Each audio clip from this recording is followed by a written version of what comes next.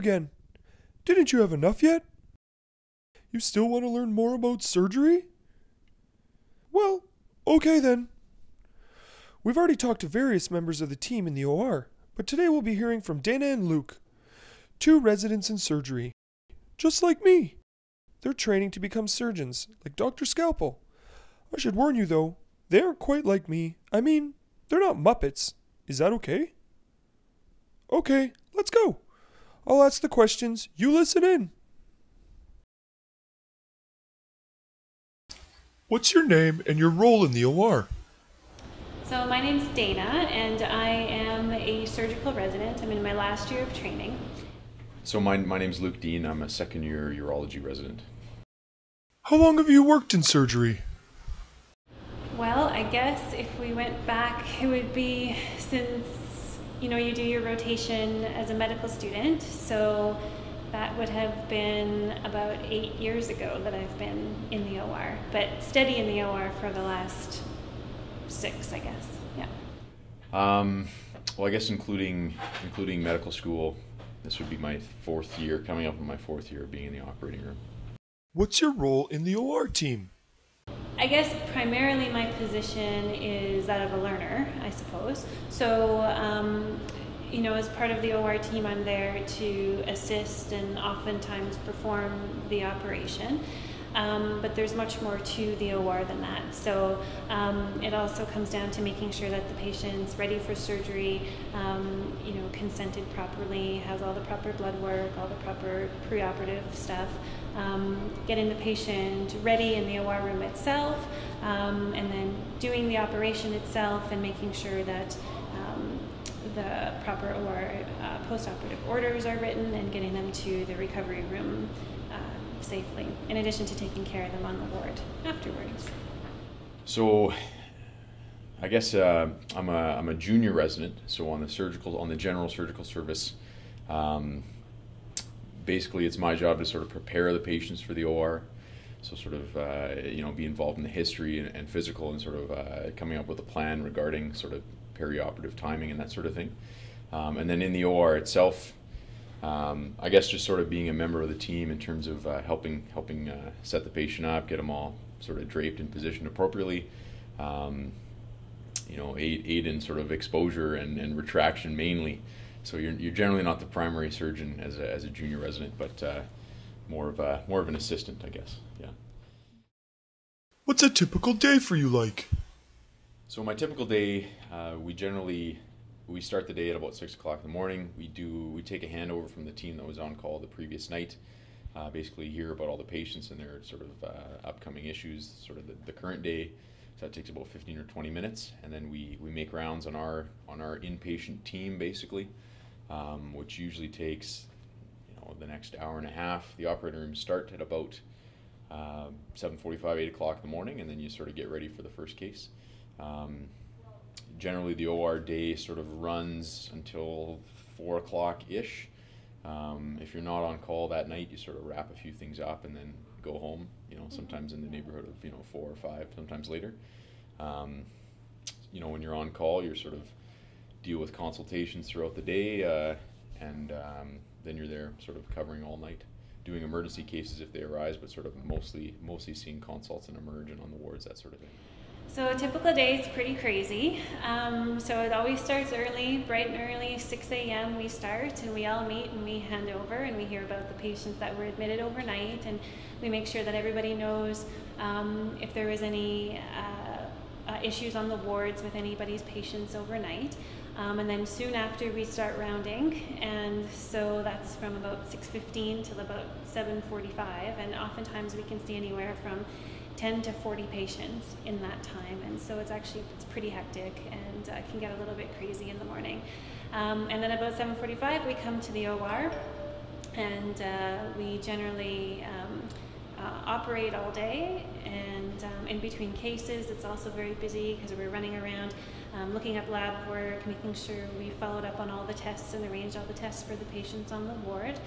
And then usually, hopefully around 5:30-ish, then we can sort of wrap up and we go around to all the wards, make sure all the patients are good, tie up any loose ends for the evening, and then hand over to the people who are on call for the night, unless you happen to be that person, and then you hang out for the rest of the night and see consults in emerge, etc.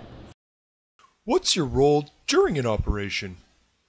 So now at the level I'm at now, most of the time my role in the operation is to do the majority of the operation. So as the more senior resident, you really should be performing the majority of the operation.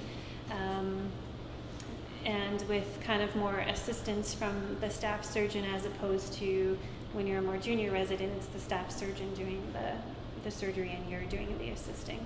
So in the actual surgery now at my level, it's about doing it and just with some guidance from the surgeon themselves. When did you know you wanted to be a surgeon? You know, I didn't think I'd want to do surgery. I actually approached my surgical rotation as a medical student as something I'd have to put up with for 6 weeks. I actually had no idea I would enjoy it. And when I went through my 6 weeks, I realized, man, I actually kind of like this. And then you know, you're getting feedback from people, and they're saying, actually, you're actually kind of good at this. So I thought, okay, well, I don't mind this, but you know, sometimes the lifestyle sucks. So we'll see what else is out there. And then no other rotation gave me the same sort of satisfaction or the same sort of excitement that my general surgery rotation did. So I kept coming back to that, and I realized that this actually is the thing for me. I enjoy being in the OR, I enjoy the hands-on, I like the kind of immediate feedback of you know, someone has a problem and you fix it, and usually, not always, they get better after that. And so I really enjoy that aspect of surgery. Why did you choose surgery?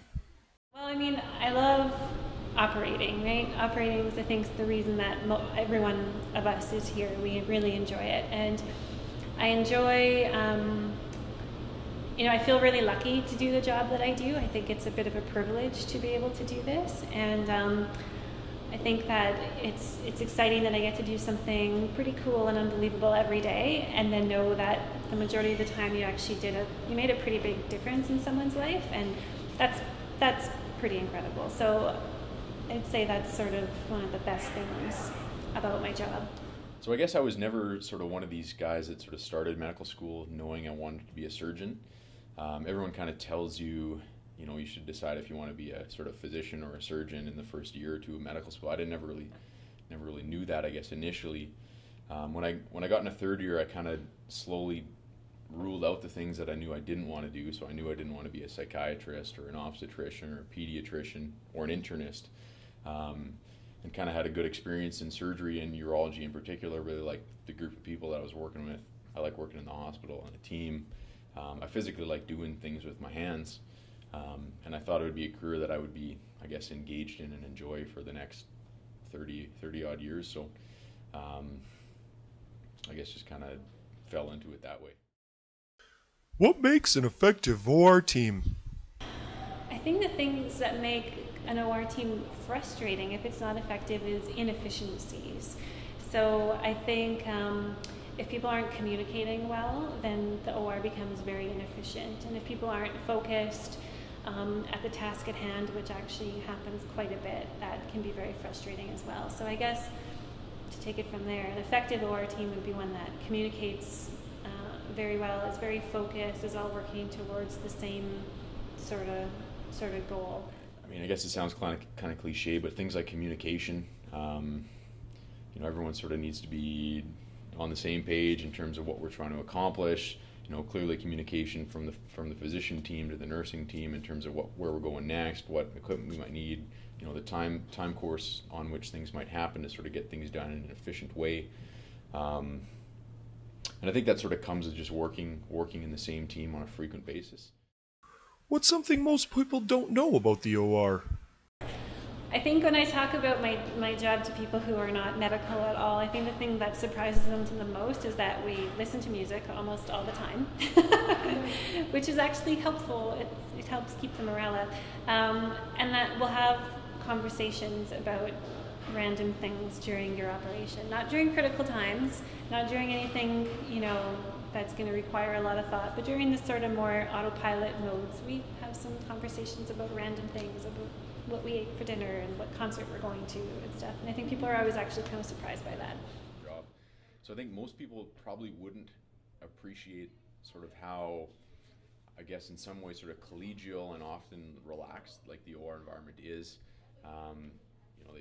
We often play music sort of in the OR.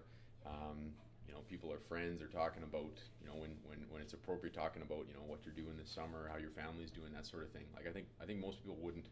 It's not as sterile, I guess, as people would think or would make it out to be. That'd be the most surprising thing. What's the best thing about being a surgery resident?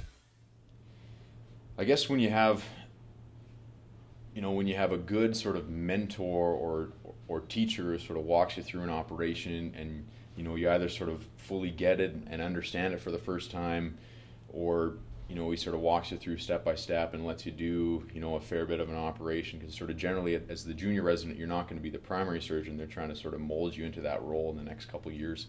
So I would say sort of once somebody sort of a mentor sort of engages you in what they're trying to do and sort of starts to teach you, and you sort of start to get it and understand why they're doing the things they're doing, as opposed to just standing there and hauling on a retractor for a couple hours. Like, I think that's when it sort of gets good, and you finish the operation and it went well, and you're excited because you learned something from it or got better as a surgical trainee. I guess that's sort of the best thing. Do you have any tips for med students new to the operating room? Just listen to the nurses. The first in the OR. Yeah, listen to the nurses. They'll kind of guide you as to what the etiquette is, and you may not know, and that's okay. So you don't really need to know the etiquette, but you'll learn it very quickly. I think what you do need to know is that you just need to be helpful. So, help get the patient ready, help transfer the patient after, and that goes the longest way with your residents, is if you're just being helpful. And during the actual operation, just don't do anything unless someone asks you, and retract hard. So, wear comfortable shoes, have breakfast, and just, so those sort of basic, and just when you get there, introduce yourself to the surgeon and the rest of the team. Like, people sort of underestimate, when you're learning, and all the time, but when you're sort of new, how important it is to get to know the rest of the team. Introduce yourself to the scrub nurses.